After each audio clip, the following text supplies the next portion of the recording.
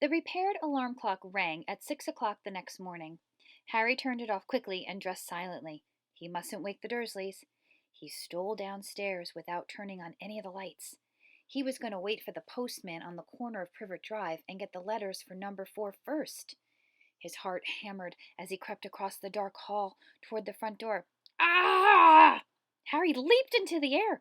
He'd trodden on something big and squishy on the doormat. Something alive! Lights clicked on upstairs, and to his horror, Harry realized that the big squishy something had been his uncle's face. Uncle Vernon had been lying at the foot of the front door in a sleeping bag, clearly making sure that Harry didn't do exactly what he'd been trying to do. He shouted at Harry for about half an hour and then told him to go make a cup of tea. Harry shuffled miserably off into the kitchen, and by the time he got back, the mail had arrived, right into Uncle Vernon's lap. Harry could see 3 letters addressed in green ink. "I want," he began, but Uncle Vernon was tearing the letters into pieces before his eyes. Uncle Vernon didn't go to work that day. He stayed at home and nailed up the mail slot. "See," he explained to Aunt Petunia through a mouthful of nails, "if they can't deliver them, they'll just give up." "I'm not sure that'll work, Vernon." "Oh, these people's minds work in strange ways, Petunia. They're not like you and me," said Uncle Vernon, trying to knock a nail in with a piece of fruitcake Aunt Petunia had just brought him. On Friday, no less than 12 letters arrived for Harry. As they couldn't go through the mail slot, they had been pushed under the door, slotted through the sides, and even a few forced through the small window in the downstairs bathroom. Uncle Vernon stayed at home again. After burning all the letters, he got out a hammer and nails and boarded up the cracks around the front and back doors so no one could get out. He hummed "Tiptoe Through the Tulips" as he worked and jumped at small noises. On Saturday, things began to get out of hand. 24 letters to Harry found their way into the house, rolled up and hidden inside each of the 2 dozen eggs that their very confused milkman had handed Aunt Petunia through the living room window, while Uncle Vernon made furious telephone calls to the post office and the dairy trying to find someone to complain to. Aunt Petunia shredded the letters in her food processor. "Who on earth wants to talk to you this badly?" Dudley asked Harry in amazement. On Sunday morning, Uncle Vernon sat down at the breakfast table looking tired and rather ill but happy. "No post on Sundays," he reminded them cheerfully as he spread marmalade on his newspapers. "No letters today." Something came whizzing down the kitchen chimney as he spoke and caught him sharply on the back of the head. Next moment, 30 or 40 letters came pelting out of the fireplace like bullets. The Dursleys ducked, but Harry leaped into the air trying to catch one. "Out! Out!" Uncle Vernon seized Harry around the waist and threw him into the hall. When Aunt Petunia and Dudley had run out with their arms over their faces, Uncle Vernon slammed the door shut. They could hear the letters still streaming into the room, bouncing off the walls and the floor. "That does it," said Uncle Vernon, trying to speak calmly, but pulling great tufts out of his mustache at the same time. "I want you all back here in 5 minutes, ready to leave. We're going away. Just tack some clothes, no arguments." He looked so dangerous with half his mustache missing. No one dared argue. 10 minutes later, they had wrenched their way through the boarded up doors and were in the car speeding towards the highway. Dudley was sniffling in the back seat. His father had hit him round the head for holding them up while he tried to pack his television, VCR, and computer in his sports bag. They drove and they drove. Even Aunt Petunia didn't ask where they were going. Every now and then Uncle Vernon would take a sharp turn and drive in the opposite direction for a while. Shake 'em off," he would mutter whenever he did this. They didn't stop to eat or drink all day. By nightfall, Dudley was howling. He'd never had such a bad day in his life. He was hungry. He'd missed 5 television programs he'd wanted to see, and he'd never gone so long without blowing up an alien on his computer. Uncle Vernon stopped at last outside a gloomy-looking hotel on the outskirts of a big city. Dudley and Harry shared a room with twin beds and damp, musty sheets. Dudley snored, but Harry stayed awake, sitting on the window sill, staring down at the lights of passing cars and wondering. They ate stale corn flakes and cold tinned tomatoes on toast for breakfast the next day. They had just finished when the owner of the hotel came over to their table. "Excuse me, but is one of you Mr. H. Potter?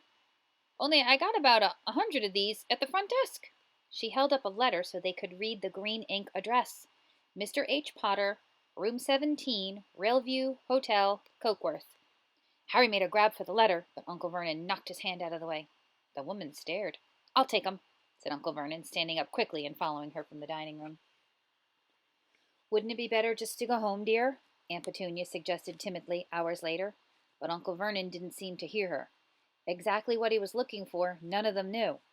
He drove them into the middle of a forest, got out, looked around, shook his head, got back in the car, and off they went again. The same thing happened in the middle of a plowed field, halfway across a suspension bridge, and at the top of a multi-level parking garage. "Daddy's gone mad, hasn't he?" Dudley asked Aunt Petunia, dully late that afternoon. Uncle Vernon had parked at the coast, locked them all inside the car, and disappeared. It started to rain. Great drops beat on the roof of the car.